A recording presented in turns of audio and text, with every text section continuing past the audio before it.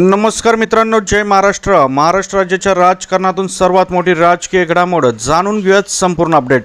तत्पूर्वी चॅनलला नवीन असाल तर चॅनलला सबस्क्राइब करा आणि बेल आयकॉन नक्की प्रेस करा। उद्धव ठाकरेंचा मास्टर स्ट्रोक जाणून घेऊयात संपूर्ण अपडेट।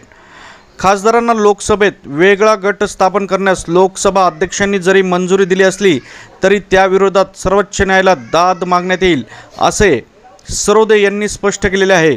स्पीकरच्या अधिकारांनाही कायदेशीर मर्यादा असतात हे त्यांनी महाराष्ट्राच्या सत्ता संघर्षाचे उदाहरण देऊन स्पष्ट केलेले आहे।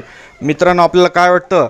राजकीय वर्तुळात महाराष्ट्राचा मोठा भूकंप झालेला आहे। सध्या ठाकरे गटाचे 6 खासदार हे शिंदे गटात सामील झाल्याचे वृत्त समोर येत आहे आणि अशा प्रकारची माहिती सूत्रांनी दिलेली आहे। त्याविरोधात आता सुप्रीम कोर्टात देखील जाऊ शकतात ठाकरे गट आणि त्यांनी हा मास्टर स्ट्रोक मारलेला आहे। देशांनी बेकायदेशीर प्रक्रियेतून मान्यता दिली तर त्यांच्या कृतीविरुद्ध थेट सुप्रीम कोर्टात रिट पिटिशन दाखल करता येते।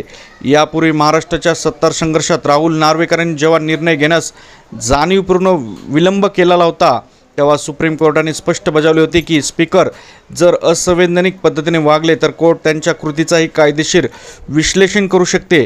त्यामुळे अध्यक्षांना अमर्याद अधिकारात आहे हा गैरसमज आहे। अशा प्रकारची एक मोठी अपडेट आहे। मित्रांनो, आपल्याला काय वाटतं? हे ठाकरे गटाचे 6 खासदार नक्की फुटलेत की चर्चा आहेत का परत येतील का शिंदे गटात सामील होतील? कमेंटमध्ये आपला अभिप्राय नक्की नोंदवा।